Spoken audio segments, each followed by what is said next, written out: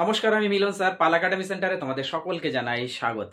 আমি আজকে চলে এসেছি তোমাদের কাছে। তোমরা যদি একটু খেয়াল করো তাহলে দেখতে পাবে আমি একটু লিখে রেখেছি।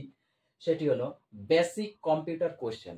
অর্থাৎ আজকের এই ক্লাসটিতে তোমাদের সাথে আমি আলোচনা করব কম্পিউটারের কিছু বেসিক কোশ্চেন নিয়ে, যে কোশ্চেনগুলি রেলের গ্রুপ ডির জন্য খুবই ইম্পর্টেন্ট। ক্লাসটি শুরু হতে চলেছে। এই ক্লাসটি শুরু করার আগে তোমাদের কাছে আমার ছোট্ট একটি রিকোয়েস্ট, যারা আমার চ্যানেলে নতুন দেখছো এখনো পর্যন্ত চ্যানেলটিকে সাবস্ক্রাইব করনি, তারা অবশ্যই চ্যানেলটিকে সাবস্ক্রাইব করে পাশে থাকা বেল আইকনটিকে একটু প্রেস করে রাখবে। এবং শেষে যদি তোমাদের ক্লাসটি ভালো লেগে থাকে তাহলে অবশ্যই একটা লাইক করতে তোমরা কেউ ভুলবে না, এবং একটি সুন্দরভাবে কমেন্ট তোমরা অবশ্যই একটু করে যাবে। তাহলে চলো আর সময় নষ্ট না করে আমরা সরাসরি চলে আসি প্রথম যে কোশ্চেনটি এবার একটু খেয়াল করো। দেখো কি বলেছে। বলেছে যে কম্পিউটারের জনক কে? কম্পিউটারের জনক কে? কম্পিউটারের জনক কাকে বলা হয়? সঠিক অ্যান্সার হচ্ছে তোমাদের চার্লস ব্যাবেজ।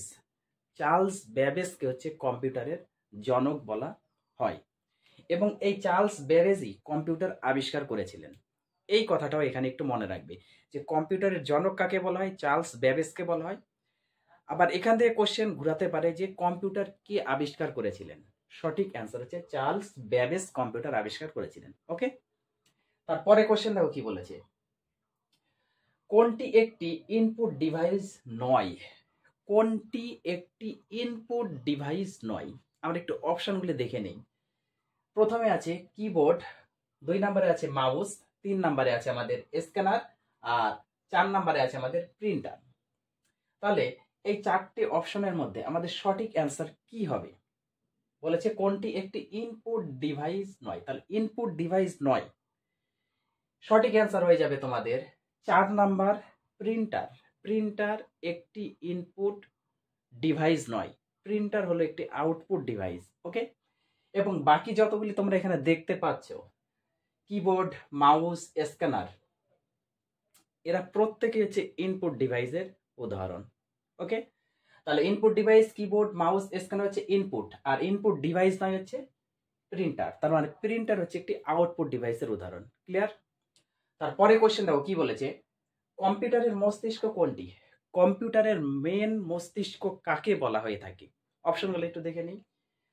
1 নম্বরে বলছে র্যাম, 2 নম্বরে বলেছে রম, 3 নম্বরে বলছে হার্ড ডিস্ক, 4 নম্বরে বলেছে সিপিইউ। এই প্রশ্নের সঠিক অ্যান্সার হয়ে যাবে তোমাদের অপশন নাম্বার 4। কম্পিউটারের মস্তিষ্ক বলা হয় সিপিইউ কে। এখান থেকে তোমরা সিপিইউ এর ফুল ফর্মটি একটু মনে রাখবে, সেন্ট্রাল প্রসেসিং ইউনিট। এই কথাটা একটু মনে রাখবে। সিপিইউ এর ফুল ফর্ম বা সম্পূর্ণ নাম হচ্ছে সেন্ট্রাল প্রসেসিং ইউনিট। ওকে, তারপরে কোশ্চেন খেয়াল করো। দেখো 1 বাইট মানে কত বিট? 1 বাইট মানে কত বিট? আমরা একটু অপশনগুলো দেখে নিই। অপশন নাম্বার 1 এ বলেছে 8 বিট, 2 নম্বরে বলেছে 16 বিট 16 বিট, 3 নম্বরে বলেছে 28 বিট, 4 নম্বরে বলেছে 32 বিট। তার মানে 1 বাইট ইকুয়াল টু কত বিট? কত বিটে হয় 1 বাইট? এই প্রশ্নের সঠিক অ্যান্সার হয়ে যাবে তোমাদের option number 1, 1 byte equal to 8 bit. Clear? তারপরে কোশ্চেন দেখো কি বলেছে। কোনটি একটি অপারেটিং সিস্টেম নয়? কোনটি একটি অপারেটিং সিস্টেম নয়? আমরা একটু অপশনগুলি দেখে নিই। এমএস ওয়ার্ড, অপশন নাম্বার 1 এ এমএস ওয়ার্ড, 2 নাম্বার বলছে উইন্ডোজ, 3 নাম্বার বলছে লিনাক্স, 4 নাম্বার বলছে ম্যাক ওএস। Mac OS. তাহলে কোনটি একটি অপারেটিং সিস্টেম নয়? অপারেটিং সিস্টেম নয়। এই 4টে অপশনের মধ্যে সঠিক অ্যান্সার হয়ে যাবে তোমাদের option number 1, MS Word. MS Word একটি অপারেটিং সিস্টেম নয়। ক্লিয়ার? তারপরে কোশ্চেন দেখো কি বলেছে। ডাব্লু এর পূর্ণ রূপ বা সম্পূর্ণ নাম কি? ডাব্লু এর সম্পূর্ণ নাম হলো world wide web. World wide web. তারপরে কোশ্চেনে খেয়াল করো কি বলেছে। একটি প্রোগ্রামে ত্রুটিকে কি বলে? একটি প্রোগ্রামের যদি ত্রুটি হয় সেই ত্রুটিকে কি বলা হয়ে থাকে? আমরা অপশনগুলো একটু দেখে নিই। ডিবাগ, 2 নাম্বার বলছে ভাইরাস, 3 নাম্বার বলছে স্প্যাম, 4 নাম্বার বলছে বাগ। এই 4টে অপশনের সঠিক অ্যান্সার কোনটি? একটি প্রোগ্রামের ত্রুটিকে বলা হয় কি বলা হয়? সঠিক অ্যান্সার তোমাদের অপশন নাম্বার 4, বাগ বলা হয়ে থাকে। একটি প্রোগ্রামের ত্রুটি বা ভুলকে বলা হচ্ছে বাগ। ক্লিয়ার? তারপরে কোশ্চেন দেখো কি বলেছে, কোন মেমোরি শুধু পঠনযোগ্য? কোন মেমোরি শুধু পঠনযোগ্য মানে পড়তে পারা যায়? ব্র্যাকেটে লেখা আছে রিড অনলি, শুধু আমরা পড়তে পারি। কোন মেমোরি? অপশন এবার আমরা দেখে নেই। অপশন নাম্বার 1 বলছে র্যাম, 2 নাম্বার বলছে চেস মেমোরি, 3 নাম্বার বলছে হার্ড ডিস্ক, 4 নাম্বার বলছে রম। তাহলে কোন মেমোরি শুধু পঠনযোগ্য বা রিড অনলি? রিড অনলি শুধু হচ্ছে আমাদের রম। রম হচ্ছে পঠনযোগ্য মেমোরি। ওকে, তারপরে কোশ্চেন, কোনটি একটি আউটপুট ডিভাইস? প্রথমে একটা ইনপুট ছিল, না সরি ইনপুট ডিভাইস নয় ছিল, আর এদিকে বলেছে যে কোনটি একটি আউটপুট ডিভাইস। এবার আউটপুট ডিভাইস কোনগুলি? দেখো অপশন আমরা দেখে নেই একটু।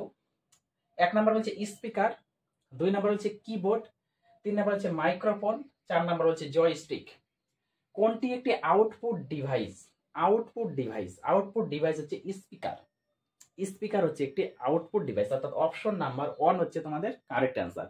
এবং বাকি যতগুলি তোমরা দেখতে পাচ্ছ কিবোর্ড, মাইক্রোফোন, জয়স্টিক, এরা হচ্ছে কি ইনপুট ডিভাইসের উদাহরণ। ওকে, তারপরে কোশ্চেন, কম্পিউটারের স্থায়ী মেমোরি কোনটি? কম্পিউটারের স্থায়ী মেমোরি কোনটি? কম্পিউটারের স্থায়ী মেমোরি আমরা একটু অপশনগুলো দেখবো। অপশন নাম্বার 1 বলেছে রম, 2 বলেছে র্যাম, 3 বলেছে চেস মেমোরি, 4 বলেছে হার্ড ডিস্ক। এই 4টে অপশনের মধ্যে সঠিক অ্যান্সার হচ্ছে আমাদের অপশন নাম্বার 1 রম। কম্পিউটারের স্থায়ী মেমোরি হচ্ছে রমকে বলা হয়। ওকে, তারপরে কোশ্চেন দেখো, এমএস ওয়ার্ড কি ধরনের software? MS Word Microsoft Word কি ধরনের সফটওয়্যার? আমি এখানে অপশন দিইনি, একদম সরাসরি অ্যান্সারটা লিখে রেখেছি। সঠিক অ্যান্সার হচ্ছে অ্যাপ্লিকেশন সফটওয়্যার। এমএস ওয়ার্ড একটি অ্যাপ্লিকেশন সফটওয়্যার। ওকে, তারপরে কোশ্চেন, কপি করার জন্য কোন শর্টকাট কি ব্যবহার করা হয়? কপি, যখন আমরা কোনো একটা জিনিস কপি করি কম্পিউটারে তখন কি ব্যবহার করব? মানে শর্টকাট হিসাবে আমরা কি ব্যবহার করে থাকবো? দেখো শর্টকাট হিসাবে আমরা ব্যবহার করে থাকবো কন্ট্রোল+C। কন্ট্রোল+C এটা যদি আমরা ব্যবহার করি তখন কি হবে? সেই জিনিসটি কপি হয়ে যাবে। ওকে, তারপরে কোশ্চেন দেখো, পেস্ট করার জন্য কোন শর্টকাট কি ব্যবহার করা হয়? আমরা তো কন্ট্রোল+C তে কপি করলাম, এখন কপি জিনিসটা কোন একটা ফাইলে গেলে আমরা পেস্ট করব, কোন একটা ফাইলে গিয়ে আমরা পেস্ট করব, কিভাবে পেস্ট করি? তখন কিন্তু কন্ট্রোল+ভি, কন্ট্রোল+ভি যখন আমরা প্রেস করব শর্ট কি, তখন কিন্তু সেটা পেস্ট হয়ে যাবে। ওকে, এই দুটো কিন্তু ভোলা যাবে না। তারপরে কোশ্চেন দেখো কি বলেছে, কাট করার জন্য কোন শর্টকাট কি ব্যবহার করা হয়? আমরা কপি শিখলাম, পেস্ট শিখলাম, এবার হচ্ছে কাট। ওকে, এবার কাট করব। কাট করার জন্য কোন শর্টকাট কি ব্যবহার করা হয়? কাট করার জন্য যে শর্টকাট কিটি ব্যবহার করা হয় সেটা হচ্ছে কন্ট্রোল+X। কন্ট্রোল+X হচ্ছে কাট করার জন্য ব্যবহার করা হয়। এটা হচ্ছে শর্টকাট কি কম্পিউটারের ক্ষেত্রে। ওকে, তারপরে কোশ্চেনে দেখো, সেভ করার জন্য কোন শর্টকাট কি ব্যবহার করা হয়? সেভ করার জন্য কোন শর্টকাট কি ব্যবহার করা হয়? সেভ করার জন্য যে শর্টকাট কিটি ব্যবহার করে সেটা হচ্ছে কন্ট্রোল+S। কন্ট্রোল+S, এই 4টি কোশ্চেন কিন্তু তোমরা কেউ বলবে না। যখন আমরা সেভ করব তখন কন্ট্রোল+S এই শর্টকাট কি ব্যবহার করব। যখন আমরা কোনো কিছু কাট করব তখন কন্ট্রোল+X করব, সেটা আমরা কেটে দিব। আর যখন কোনো কিছু আমরা কপি করব তখন কন্ট্রোল+C তে কপি করতে হয়, এবং সেই কপি করা জিনিসটি আমরা অন্য ফাইলে গিয়ে যখন রাখবো তখন কি করতে হয়? পেস্ট করতে হবে। এবার পেস্ট করার জন্য শর্টকাট কি হচ্ছে? কন্ট্রোল+V। ক্লিয়ার? এই 4টি কোশ্চেন একদম মাইন্ডের মধ্যে গেঁথে নাও। তাহলে এই ছিল তোমাদের আজকে বেসিক কম্পিউটার কোশ্চেনের পার্ট 1 এর অ্যাকচুয়ালি ক্লাস। এরপরে আমি তোমাদের এই বেসিকের part 2, part 3, part 4, part 5, part 6 এইভাবে বেশ অনেকগুলি ক্লাস আমি আপলোড করব। তাহলে এটা হচ্ছে তোমাদের কম্পিউটার প্রথম পার্ট।